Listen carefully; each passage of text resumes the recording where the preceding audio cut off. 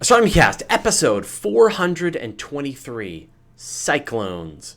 Welcome to Astronomy Cast, our weekly facts-based journey through the cosmos, where we help you understand not only what we know, but how we know what we know. My name is Fraser Cain, I'm the publisher of Universe Today, and with me is Dr. Pamela, the director of CosmoQuest. Hey Pamela, how you doing? I'm doing well. How are you doing, Fraser? I'm doing great. Happy Thanksgiving. Canadian Thanksgiving. Happy Canadian Thanksgiving to you and all of our Canadian fans out there and our non-Canadian fans who need to celebrate with you. Including your Canadian husband. You might want to Exactly. remind him where his true loyalty stand. I know he's planning spaghetti for dinner, so I think he is a bit lost. Yeah, I think so. You should remind him. See how long it takes him to figure it out. How is the eclipse going? We're already about half full, so if you want to join us, get on the Yep. ball because we're selling out fast. Yeah, and we got a fun Facebook group to go along with it, so you can join that and see sort of when there's more availabilities and sort of where people are staying and coordinate rides and things like that. So check that out. All right, let's get on with it. Just go to astronomycast.com and there's a link to where the trips are. Okay, so as Hurricane Matthew reminded us, cyclonic storms are a force to be reckoned with. What causes these storms and how can they form across the solar system? All right, Pamela, so I think we're all pretty familiar with the concept of a cyclonic storm. Hurricanes in the Atlantic, cyclones in the Pacific. What's going on? It's really nothing more than the pressure of things that have different temperatures, creating really awesome gradients. And by gradient, I mean wind. So at their most, sorry, whoever's editing this. I think Um, Chad. Yeah. yeah, I do too. Um, at their most simplistic level, a cyclone occurs when you end up with a low pressure over warm water, which evaporates the water, which then causes more low pressure as that water expands, gives heat off to the atmosphere. And this warm water feeds the growth of this low pressure. And well, things spiral into low pressure, just like things rolling down a hill, except because of conservation of angular momentum, you end up with this one hell of a spiral. And I don't know of a better way to put it, because these are the kinds of things that when they get big enough, do horrible things like destroy all of the buildings on small islands or even in big countries. So, like when I think about this concept of pressure, right? Let's kind of go back to just explain what like atmospheric pressure is, right? When we're walking around, we're experiencing one atmospheric pressure, the column of air that is pushing down on us from above, thanks gravity. And if we go to, say, the top of a mountain, then the air pressure is less because we're above a bunch of the air and we're below a bunch of the air, and so the amount of air that's still left on top of us is lower, right? This is what this concept of air pressure is. But the actual pressure, The that you, barometric the pressure barometric that pressure, you measure with those little things you may have yeah, sitting on your desk. that changes. And as that pressure goes higher, it tends to make weather better and clearer. And when the pressure goes lower, the We get pressure storms. pressure tends to be worse. And so, but like, how large of a sort of a pressure area are we looking at with these hurricanes? I mean, is it really just a matter of scale? Well, it's not just a matter of the diameter, it's a matter of how big is that pressure gradient. So you can have a giant storm with a very small pressure gradient that it gets a whole lot of rain somewhere, but you don't end up with these massive winds. The massive winds are driven by having a large change in barometric pressure. And by large change, I'm talking sometimes like finding where the bottom of your scale on your barometer is. And it's not just a matter of pressure too. It's temperature plays part of this as well, right? And it's again the gradient that's the issue, because you have the warm water that is evaporating up into the air, and as that water evaporates and heats the air as it gives off its temperature to the cooler air, that air that's getting warmed, warm air expands, you end up with less pressure inside. that less pressure inside it's what drives this entire process. And we tend to get, I know on the east coast of the United States, or east coast of North America, you get those hurricanes forming in the wintertime, right? Over hurricane season.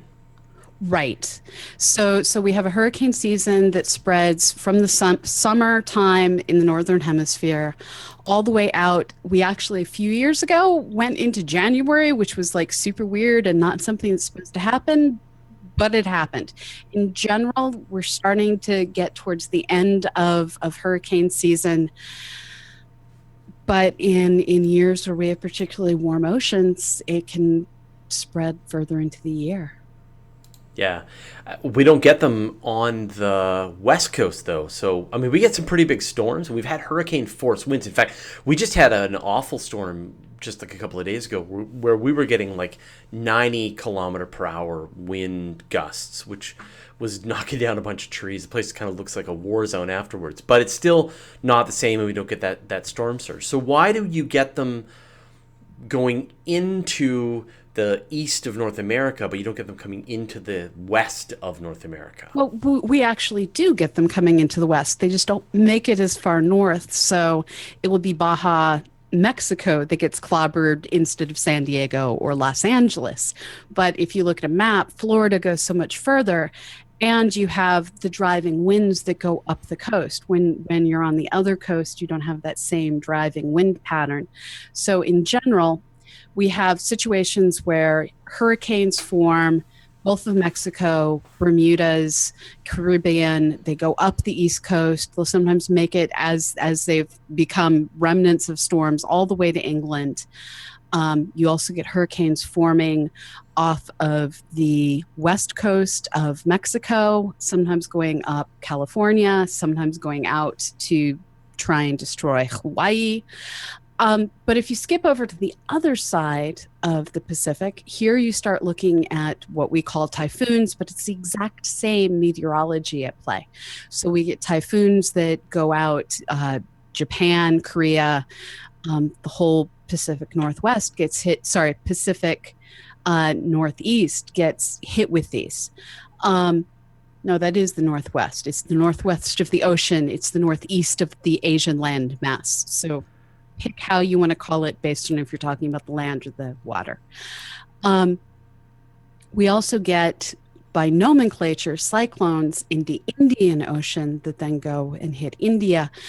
Again, it's all the exact same thing, but due to different traditions, we have different names depending on which oceans have these massive lows. Now, in cases of both the hurricanes that are in the Atlantic Ocean and some of the hurricanes, typhoons, cyclones that are on the other side of Africa, this is actually being created by extremely dry air moving out over the ocean. This extremely dry air will cause evaporation. This causes a storm. It's actually called a tropical wave, where you'll get a band of thunderstorms. And if you have just the right combination of still air, so these storms aren't getting sheared off in the upper atmosphere, this still air will allow this evaporation to build up a centralized low that gets bigger and bigger and more low until you end up with a giant storm.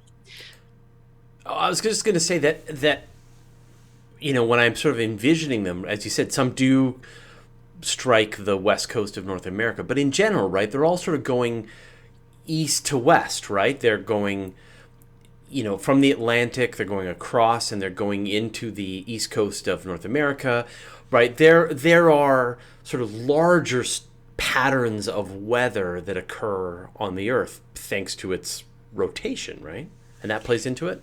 And depending on which side of the equator you're on, you end up with either the counterclockwise or clockwise storms. And the direction they move is, in general, you do see this pattern of they go up the east coast of America, they go attack Hawaii. But they're driven like everything else storm wise by where are the high pressures and where are the low pressures that give them the greatest path of least resistance to travel along. And with Hurricane Matthew, for the very first time, we actually had weather models that predicted that this particular storm was going to go in a complete circle. Now, for better or worse, Nicole, a new tropical depression that's probably going to become another hurricane, it formed, it changed some of the dynamics out in the Atlantic. It now looks like Matthew is going to proceed to go off and be a storm that happily crosses the ocean. But this ability for the storms to veer left, veer right, veer east, veer west, um, actually means that this is a extraordinarily complicated system where we can't simplistically say if it forms here, it will consistently go there. Instead, we have to say it formed here. Now, where are the highs and lows, and how are they moving? Right. Okay. One thing that's kind of amazing to me is that NASA will send in airplanes into these hurricanes to sort of study them from the inside. Oh, what a It's terrifying, awesome. terrifying flight that would be to go and study a hurricane in an airplane from the inside. That would be pretty scary stuff. So the amazing thing about hurricanes is they are related to a low level, um, low in the atmosphere. So these storms are fairly easy to fly over. Uh, you do get a lot of turbulence, but they're fairly easy to fly over because they are low level storms. And then that eye, which for things like Matthew is huge, the eye is fairly still winds. So you have a central low that's kind of like the pit at the bottom of that gravity well game that you see in a lot of museums. And it's in the gradient part where you get these massive winds, but that central part, which has consistent pressure across it, doesn't have the physics to generate massive winds. So if you can just stay in that eye, you're pretty good. You have clear skies above you. It's when you end up hitting the eye wall, which is the inner wall of the storm where you have massive winds, massive wall of clouds. That's where you don't want to put your plane, and that's not where they're putting their planes. Right. Okay. Okay. So it's not that crazy. So I mean, here on Earth, we've got sort of an understanding of the ingredients that go into a cyclonic storm. We've got the pressure differential. We've got the temperature differential. We've got ocean currents, sort of larger wind currents that are all playing into this, and then you've of course got the landfall, the places that they strike. But this same kind of storm is really seen across the entire solar system. So where else do we see these kinds of storms? So in general, cyclones are driven by thermal gradients. So one of the things we haven't really mentioned is we have at our own poles these polar vortexes, which aren't cyclones in the sense of they're going to move and take out Florida, but they are winds that are driven by a central low pressure. And we see this similar kind of vortex developed on many other worlds. On Saturn, for reasons that we can't quite explain, you end up with a hot polar vortex, which is kind of like something we only see on Saturn. Um, but when we look at many of the other worlds, we see these polar vortexes, which are occurring where you just don't have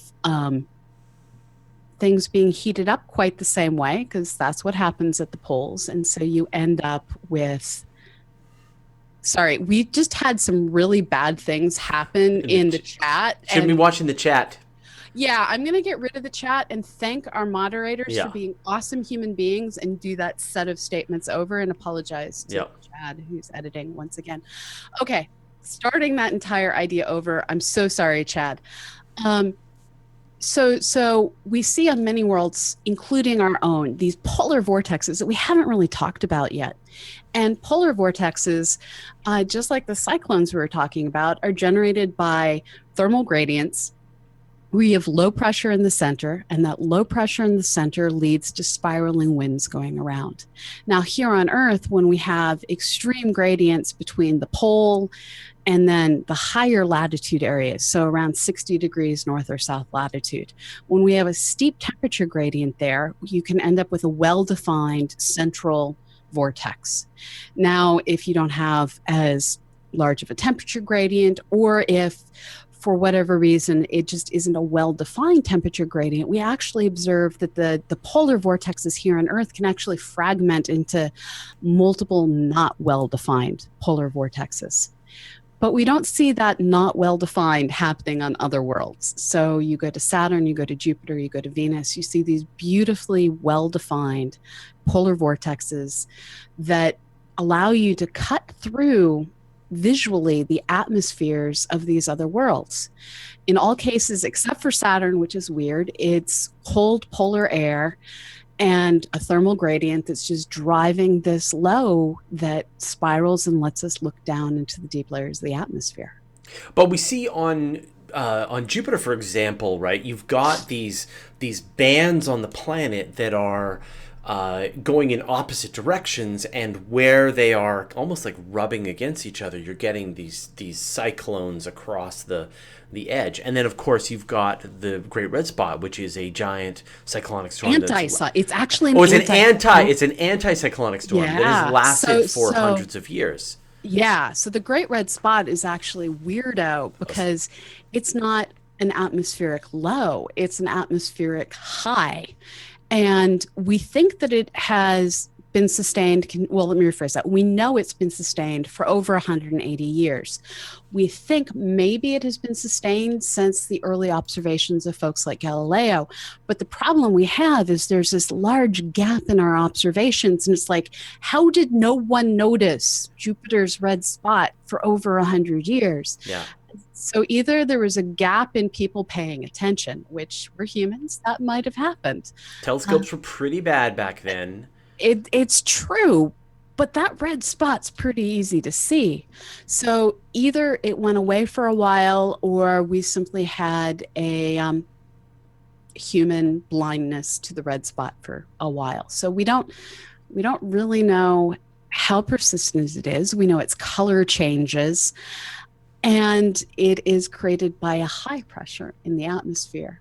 So I think I even remember this, that like when you watch the intro to Cosmos, you know, the new one with Neil deGrasse Tyson, and they show sort of flying over the Great Red Spot, and it looks like this depression in the cloud tops of Jupiter and sort of turning. The reality, I think, is that it's actually bumped up. That it actually is raised up above the cloud tops around it, as you said. That it's an anticyclone. It's a high pressure. Do we get those? Yes. We don't get those on Earth, do we? We don't get them the same way. We occasionally get winter storms that are anticyclonic and associated with these high pressure fronts. But on Saturn, we do see regular cyclones occurring. In fact, there was the Great White Spot a couple of years ago that, it started as a single white spot. And then as it became more and more chaotic, as the low decentralized, you ended up with a storm that wrapped all the way around one of those convection bands that you see in the atmosphere. Right.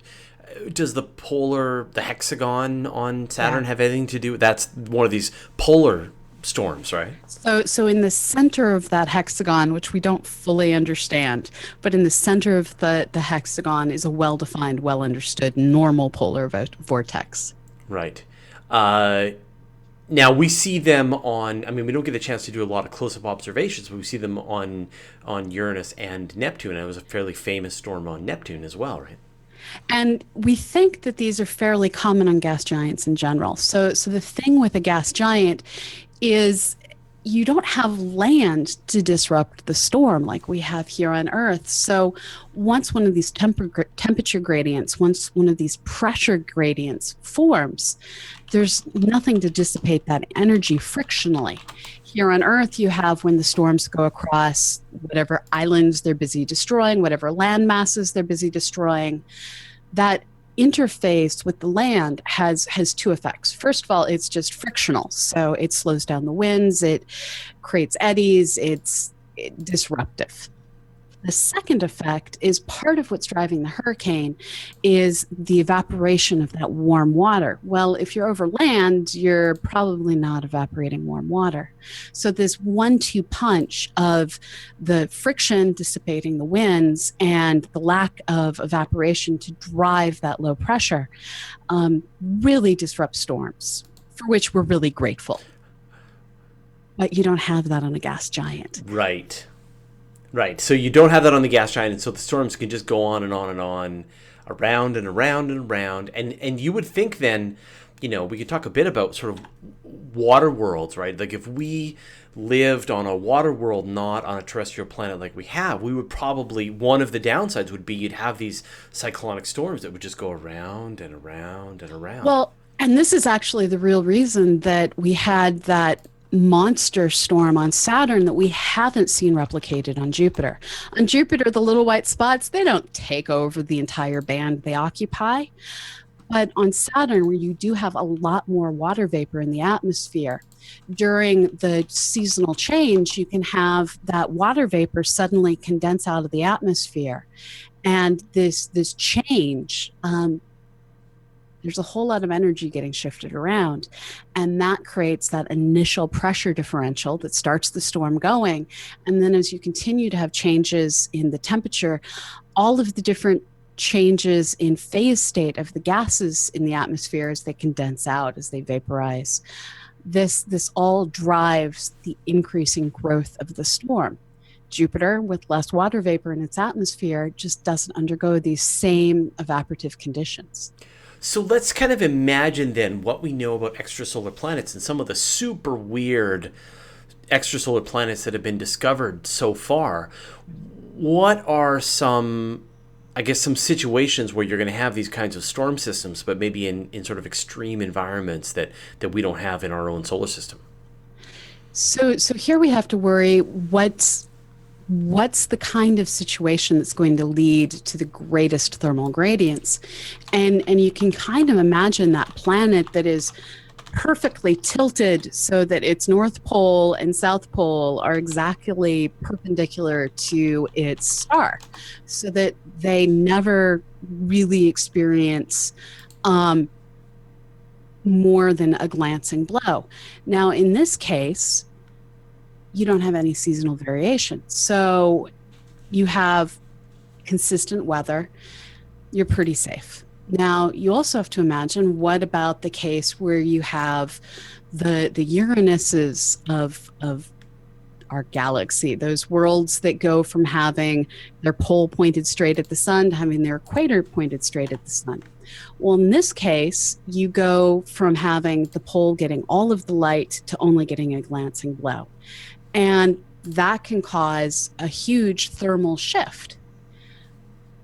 With our own system, we actually have the poles go in and out, and so they can go from complete darkness to light. And this is part of what drives the storms. So we're kind of that intermediate between always perpendicular and occasionally head on that allows us to have the storms. They'd get less if we were pointed up and down, and they'd get stronger if our pole was occasionally pointed straight at the sun and occasionally pointed straight away. And they would be longer lasting if the world had no land masses. What about a place that's tidally locked to its star? So tidally locked, you end up with a permanent whatever thermal gradient it is. Yeah, it's stuck.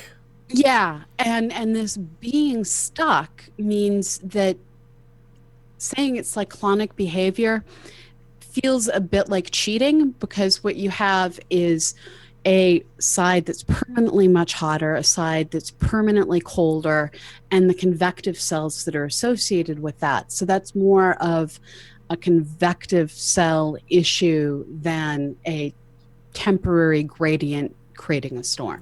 Right. So you'd have almost like a permanent weather system where where air is being heated on the atmosphere is being heated on the part that's facing the star, and then it's cooler on the part that's away from the star, and then heat is transferring around the planet and then somehow getting cycled back in the other way. I mean, I've heard that you would have winds that are hundreds, possibly even 1,000 more than 1,000 kilometers per hour. You'd have winds like nothing we could ever experience here on Earth. And you have to wonder how long would an atmosphere on a world that was close to its star be able to last? And if you're dealing with a gas giant, it becomes more of a matter of how long can the planet last. But we're seeing, as we find more and more of these hot Jupiters, that they can be fairly persistent, and they are losing their atmospheres to their stars, but they're persistent enough that maybe someday, as our technology increases, we'll be able to start getting direct measurements of the wind speeds through the thickness of the atmospheric lines we're able to observe. Yeah, that's crazy. The other thing that I find super interesting is that even what we think are like mega planets, like even brown dwarfs, will probably have weather systems very similar to some of the large gas giants that there's. And that's been observed, actually. Yeah. Except there you end up with like metals raining, so it's a cyclonic storm with heavier elements blasting around in the atmosphere. That would be crazy. And even like some of the part of the problem with like the red dwarf stars, right, is early on they're very energetic, very they throw out a lot of blasts, and they have almost weather systems in the, well, it's not sort of in the same magnetic concept. field driven. Oh, okay. Still Yeah. kind of dangerous place to be around in the Yes. early days. Very cool. Yes. So the one thing that we haven't talked about a bit is just what the future of our global warming is going to have on the kinds of cyclonic storms that we have here on Earth. So, we are, of course, raising the temperature on the planet. What does this mean for the kinds of storms that we're having? Yeah, so they're just going to keep getting worse. So the issue that we're running into is climate change, global warming, whatever name you choose to call it. The overall ocean temperatures are increasing. And so we do things like there is now a Northwest Passage that didn't used to be there. So if you want to ship your goods from Siberia to Alaska, you can do it. But this increased temperature gradient is going to allow storms to get bigger and bigger and bigger as the water is hotter and has more energy to dissipate into the atmosphere, creating lower low pressures. This is bad. This is really bad. And bigger storms aren't something that we necessarily want forming because they pack heavier winds and greater devastation. It also means that because of thermal lag, it takes longer for these thermal gradients to calm down when winter comes. And if your thermal gradients are able to persist longer, it expands the hurricane season. One of the things that we're looking at in a lot of parts of North America where we have this giant land block, Europe has a lot of weather moderation from being so surrounded by water. We're just a larger block of land here in North America. What we're looking at is more extreme seasons. The winters are going to get colder. That polar vortex is periodically going to decide it feels like visiting, as happened last winter, blasting that cold air down into, well, more southern parts of North America than it used to. We're going to get hotter summers, which is something a lot of people experienced this summer. And we're going to get much bigger storms. We're going to get more tornadoes, more hurricanes, bigger weather gradients. So it's going to get weird. Yeah, it already is. We can already see this. All right. Well, thanks a lot, Pamela. I love ending on a depressing note. Everyone go study another planet. They're more interesting. As opposed to our weird one. Okay.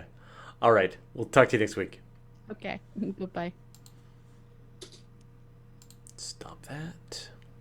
Save that.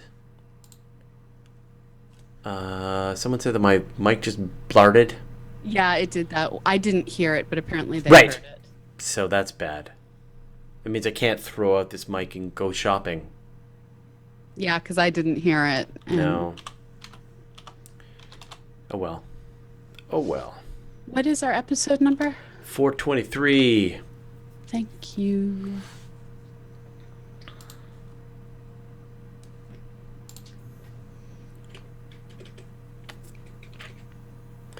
And export. I also like the word blarted. Okay. Shut down my Audacity. We'll keep the rest of the party going here. So I see the question um, in the weekly Space Hangout feed, does Titan have cyclonic storms? Not that I know of. I don't think it has sufficient thermal gradients, but we haven't watched it over enough seasonal changes to know for sure. I don't know. Titan cyclonic storms. Apparently, it's a vacuum cleaner. Cyclones may swirl on icy Saturn moon Titan. Okay. Maybe. That's cool. So there's a whole. So Venus has two long-lived pairs of inverted anticyclones. Mars has seen some. They've had some cyclones. Jupiter for sure, the Great Red Spot, which is an anticyclone. Titan. Yeah, actually, it's a cool picture. Let me see if I can show it to you.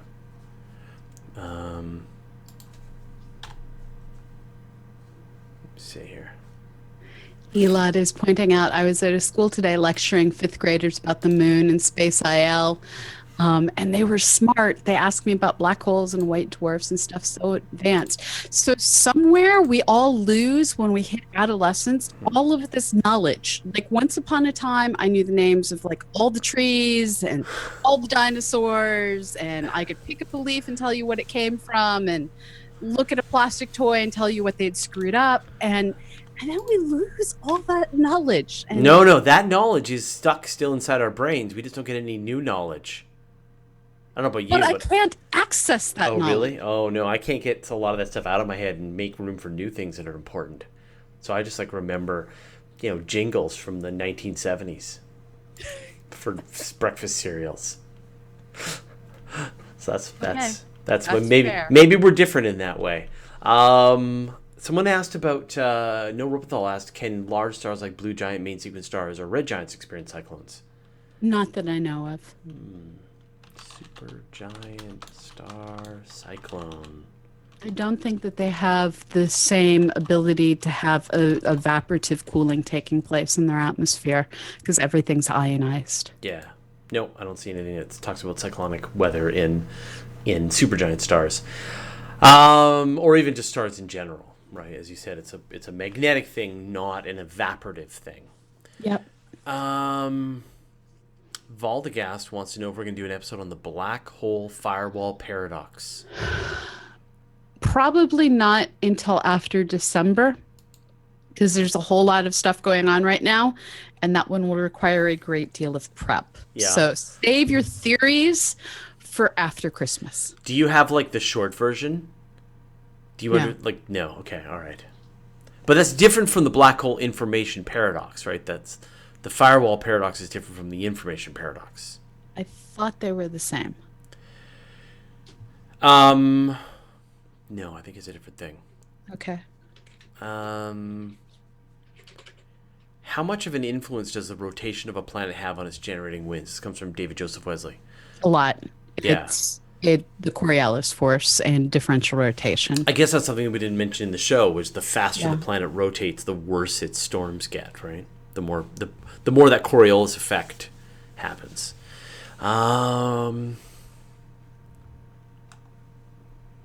Oh, Larry Beckham overslept. Sorry, Larry.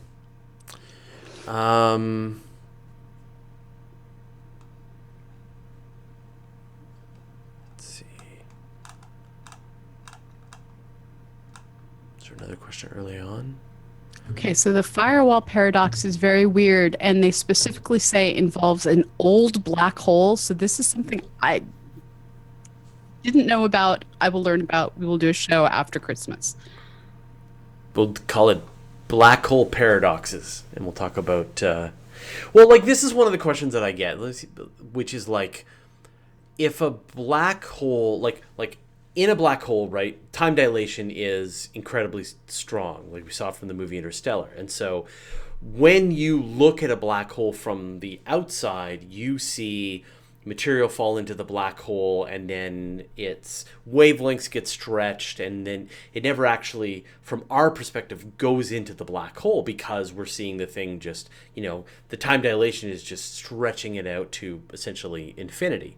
Yeah. And same thing for this matter that is falling into the black hole is experiencing just this incredibly severe time dilation compared to the rest of the universe. And so the question that people want to know is like, does matter actually ever fall into the black hole? But I guess it all just depends on your perspective, right? Yeah. From outside, no. From inside, Oh gosh, yes. oh yes. You are dead. Yeah. Yeah, you experience it. So it's all just a perspective thing. And so like as you fall into the black hole, you watch like the universe go quickly. So and then you come back and your young daughter is now. Oh wait, I don't want to spoil anything. Okay. So we're being told to check Twitter. I accidentally blew up Twitter earlier, and I have it turned off so that I don't have to. It's bogging down my She can't turn Twitter back on. Yeah, I'll bog down my internet. Yeah. So yeah, you got like how much? I can look on my phone. Oh, okay. So Mark just gave us a link to the firewall, which is great. Okay. But it's in German. Oh no. This is what Google Translate is for. No, it's fine. Okay. Cool. I actually I've had a few people asking me about this for the Guide to Space. So whether maybe we'll do this as a collaboration. We'll do it as half Astronomy Cast, half Guide to Space video. That works. Yeah, that'd be cool. Fruit fly here. Ignatiy Romanov Cherengosky wants to know if we have launched a high altitude balloon.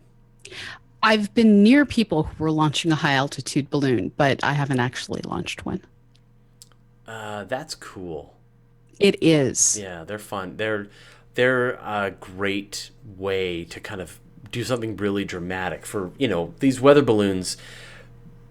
They're like a couple of $100s. They're expensive, but they're not like a fortune. And you can like put a GoPro on them and then just launch the thing up and just pretty much, they go up 30 kilometers, 40 kilometers. Like you get the curvature of the Earth. It's crazy what these things will do. There was an amazing art project a couple of years ago where someone was launching plants on high altitude balloons and capturing how they self-destructed as they ran out of atmospheric pressure. And it was very strangely beautiful. Yeah. So no, I would love to launch a balloon. And we actually have run a bunch of stories on Universe Today where people have launched balloons and then they put they've done them for, a high school. A bunch of high school kids have launched a balloon, and these things are launching all the time, right? These weather balloons, they're being launched almost, every day. So, do you need FAA approval? I don't know. Yes, you do. Do you? Okay. Yeah. Noropenthal wants to know what applications for the SpaceX interplanetary booster would either of you like to see other than going to Mars? Man, so big telescopes. Big telescopes that you don't have to count on to unfold. Yeah, you could take the Keck Observatory, put it on top of this booster, and just launch it into space. So you could put enormous telescopes into space. You could put, just much better communication systems. Wouldn't it be cool if we had like a really great satellite internet system that worked really well? You could just launch a booster with really great, like a really good rover, a really good lander, really interesting scientific instruments. So there are a ton of uses for all of these, for these heavy boosters. If Musk actually if SpaceX cracks this and they are able to offer up a booster that is capable of that kind of launch profile at that low of a cost, he doesn't have to send a single person to Mars, and those things will be purchased nonstop. And one of the things that I'd love to do is if you think about it, you don't have to launch a really big thing. You can launch a really tiny thing that goes super fast. So this is how we were able to get New Horizons to Pluto in as few years as we did, is they used a giant rocket with a little tiny spacecraft. Well, if you have a more giant rocket, you can Yeah. get the outer solar system even faster, which I'm all for. The Yeah. outer solar system needs rovers. The Oort cloud. Out into the Oort cloud, out to the I'm a Kuiper little belt. too impatient for that. Really? Well, you get there faster. But yeah, so just there are so many we don't even know what the uses are going to be. And the other thing is that I'm still unconvinced that now obviously, I'm not necessarily the expert. I'm convinced that trying to colonize Mars is a really good idea, that we don't know what the low gravity on Mars is going to do to the human body over long periods of time and over multiple generations. We just don't know. We don't know. Now, the other thing, everything else we can account for. We can account for the radiation, just live underground, be the mole people. We can account for the weird daylight cycles. We can grow food. We can produce atmosphere. We can do all that stuff on Mars, but we can never increase Mars's gravity. And right now it's Right. 0.38 of Earth. Yeah. So it may very well be that human beings must live in essentially Earth gravity to survive. And the only way to do that and to sort of carry out generations, and the only way to do that is to have some kind of artificial gravity, some kind of big rotating O'Neill cylinder that's up there. So you could take an O'Neill cylinder or the parts of an O'Neill cylinder, put it on top of one of these boosters and just go to space with it, and then just set it up so you've got a good orbit and people could just start it turning and people could live on it. So I think there is a ton of work to be done just in the near Earth environment, where we can do this. There's as well going back to the moon. I mean, the moon is really close. This booster would just put enormous amounts of payloads and supplies down onto the lunar surface. So That does feel rather like using a NASCAR to like go to the grocery store. yeah, I would take a NASCAR to go to the grocery store. That'd be awesome. But that's all. I just feel like, the bottom line is that even if no one ever goes to Mars, if they can pull off that rocket and make it reusable like that, they'll have an unlimited number of customers.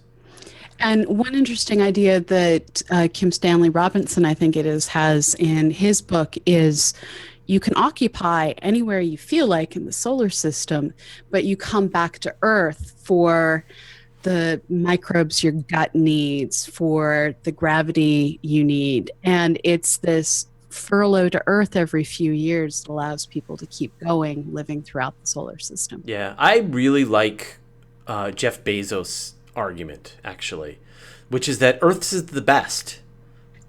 Right? Earth is the best. Earth is the greatest planet we have ever found and will probably ever find.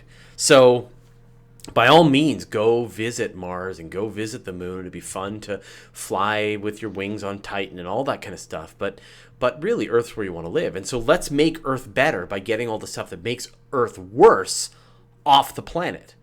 Let's set up the heavy manufacturing, all of the mining, all of the power generation. Let's just get that off into space and then bring down the goodness back to Earth. So I think that's a pretty legit way of looking at things, I think. And then you'd sort of do both at the same time. If we had to survive because the Earth was destroyed, for example, like Seven Eves, we would have other places to go. But at the end of the day, Earth's the best. So, sorry, Mars. Earth rules. Mars sucks. And Galaxy says, should we look for life on Mars before colonizing it?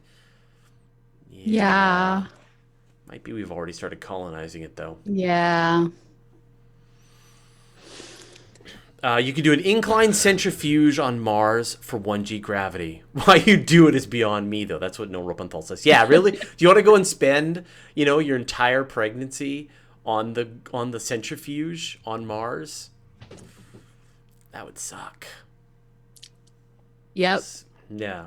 So let's just go to Mars, do a vacation there, visit Valles Marineris and climb to the top of Olympus Mons and check out the cool lava tubes and then come back home to Earth, which is best. Yeah. I don't know, like you watch people who do Survivor, and they go to this, like, what is an absolute tropical wonderland, right? An island in the South Pacific that's got food and water and warmth and oxygen, and it's really hard. And then just imagine going to Mars. That's going to be so much harder. And we're going to be mole people. We're going to be living in the bottoms of the valleys because that's where the atmosphere is thicker. And yeah. Yeah. So, David Joseph Wellesley says, Earth's the best. Least controversial statement of 2016. There you go. Fraser for president. Let's see. In the UK, you need a permit from the CAA before you can launch a weather balloon. So chances are you do need permits. The problem is it goes through the altitude where consumer aircraft and jetliners and stuff are. Yeah. And you don't want to destroy those. Yeah. So you have to do it during set windows from set locations and all that sort of stuff. William Vandebeek says you could increase Martian gravity to crash asteroids on Mars from the belt. The problem is that if you take all the asteroids of the entire asteroid belt, you crash them together, you get an object that I think has like 10% the mass of the moon. Like, yeah, it's really not that much mass. It's not enough. No. German Whale wants to know how many minutes left. Like 5 minutes left. We're almost done. We're sorry. Sorry. But you can just go back to the beginning and watch it. Pretend like you're watching it live. And then remember that time when I said your name at the end of the show. Okay. Sky cities on Venus. Yeah, Venus is not terrible. Venus is not a terrible idea. At about 50 kilometers altitude, 60 kilometers altitude, the air pressure and atmospheric temperature are the same as Earth, like as room temperature. And breathable air is a lifting gas on Venus.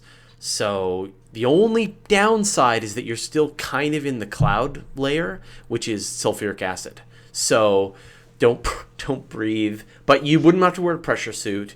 You wouldn't have to wear a sweater. You could just go outside and let the sulfuric acid boil your skin away. Your skin. Yeah. But like just wear some kind of like plastic coat and you'd be fine. But if you get a little higher, it's going to be colder and the air pressure will be a little lower, but you will get above those cloud tops. So, and that air, just breathable air, makes your balloon on Venus, which is pretty great. So I actually think Venus is probably the only place we could live. Yeah, as Larry Beckham says, don't take off your helmet. Whatever you do, do not remove your helmet. I'm out. Nothing. What? Oh, no, I'll pull up some videos where NASA has done the math on... No, I believe you. I'm just like...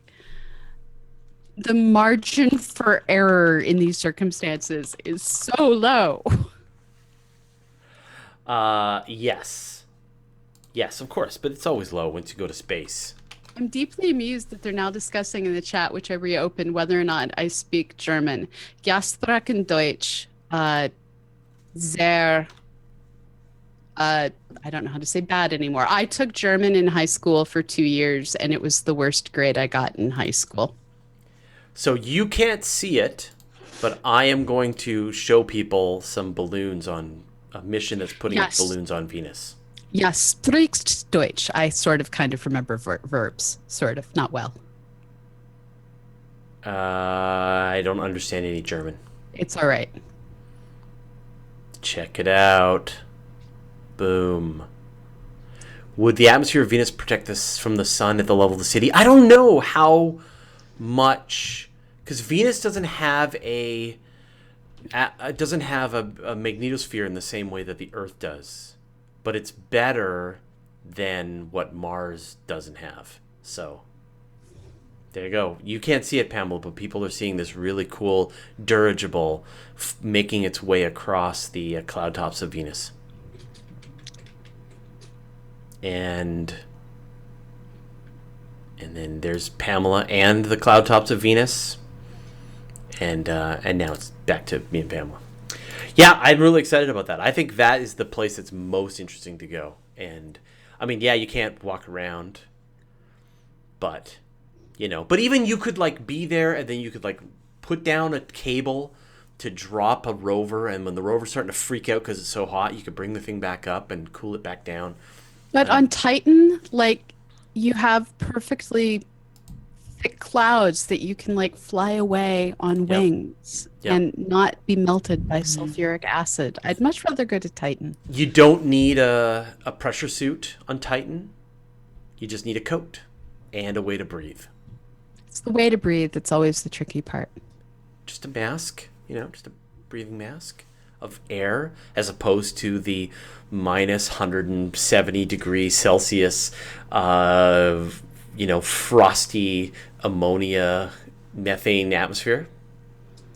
I'm still margin of error is much friendlier with Titan. Yeah, all right. I don't trust engineers unless they're building spirit and opportunity because that they had like magical abilities for.